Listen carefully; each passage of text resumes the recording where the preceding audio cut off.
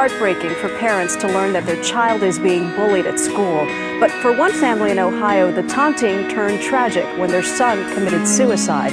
Funeral services will be held today for a Texas teenager who committed suicide, apparently after being bullied by classmates. Death of a 15-year-old student who killed herself after enduring months of verbal assaults and threats from her classmates.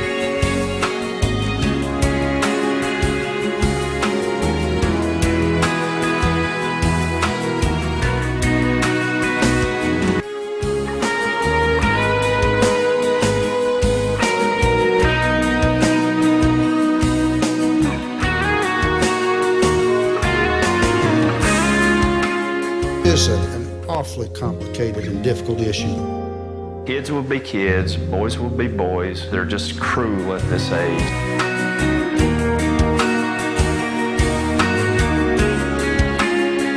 How can I help you guys? My voice is shaking. I'm very upset. Let me be honest, I'm upset enough I don't want him to ride the bus anymore. Get your ass off my book bag. Okay. Here. Move! What? If they're out of your care, they're in someone else's who's just as capable as you of keeping them safe, and I don't feel like that. Why are you pointing me? I've ridden 54. I've been on that route. I've been on a couple of them.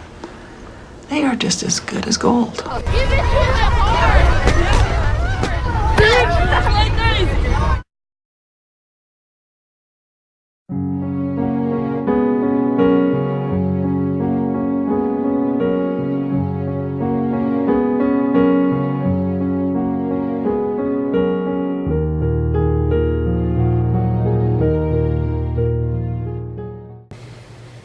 Yeah, I was listed on Craigslist.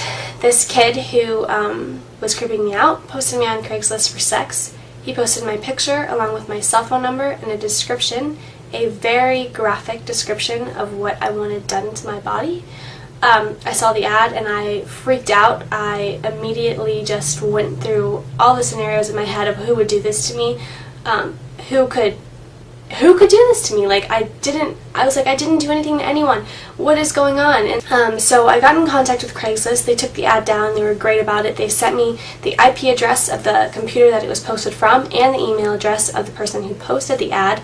I did a Facebook search of the email address. His picture popped up, and I wasn't shocked and I wasn't surprised. I was just kind of like, wow, this person who I trusted and thought was my friend would do this to me. I had a stack of text messages like this printed out of just people texting me and telling me what they wanted to do to me because of this ad, and it was scary, and I was literally just totally shooken up. I can't even explain to you the feeling that I had, but I cried for 2 hours straight while I was waiting for the cops to get to my house, and it was the worst feeling ever.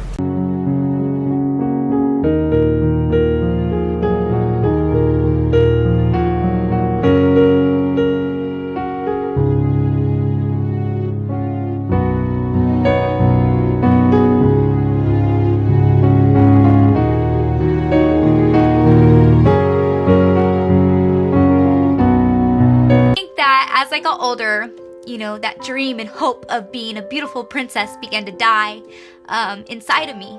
I remember being in junior high, and I don't know about you guys, but junior high was the worst for me because we went from being free kids on the playground to all of a sudden a lot of people started caring what others thought about them and whether they were popular or not, and I wasn't one of the popular kids. I was, a little bit more chubby and awkward, and, girls I wanted to be friends with, they didn't want to be friends with me. And I remember specifically this one time I was in the locker room and I was changing, and it's bad enough that we have to go to school together, and now I have to change in front of these same people that don't like me. They started calling me names and throwing papers at me, and I just remember being there and just thinking, God, just please let them go away. And they said what they said and threw the papers at me, and then they laughed, and then they took off, and I remember just standing there just shaking, and I reached down on the ground and I picked up the papers that they were throwing at me, and I began to read what was on the paper, and for me I felt so crushed. And you are told something so much over and over again that you begin to believe it, and I believed that I was worthless and that I wasn't pretty. I was ugly and fat and, you know, all this other stuff, and that gave me really bad self-esteem about myself.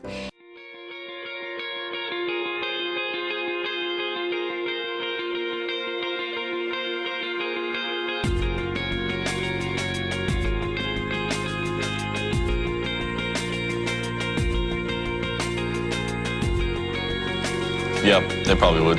They don't understand what I'm doing. They don't understand that I'm getting the poison out of them.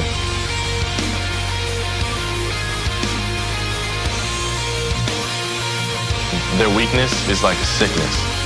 It's like a disease that they have, so I'm just getting it out of them.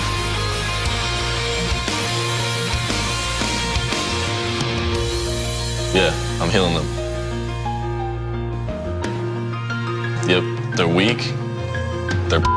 I'm making them real men. Oh, I bashed their faces in. I don't think he likes it. I don't really care.